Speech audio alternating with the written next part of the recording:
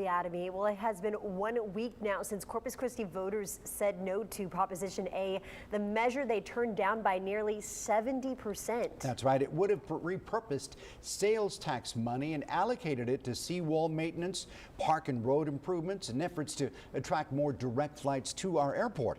It would also have helped fund repairs and upgrades to our city's convention center complex. 3 News anchor Mike Gillespie takes us through what happens next.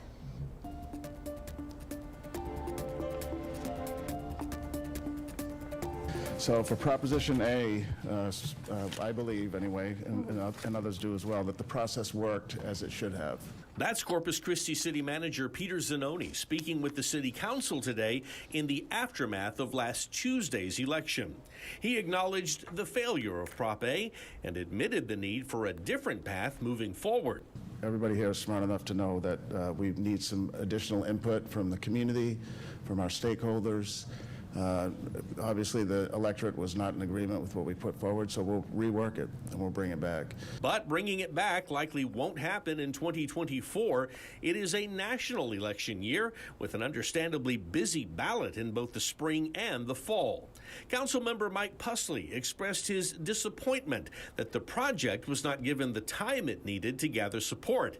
He also pointed to Hunden Partners, the real estate development advisory firm out of Chicago, hired by the city. And I think all of this leads back to the fact that we received extremely bad advice from the company that we contracted with, or that your office contracted with, and that's the Hudden Group. Worth noting is that the rejection of Prop A does not mean that the convention center complex will simply fall into further disrepair, especially with $17 million approved this year as part of the capital budget for repair and upgrade projects.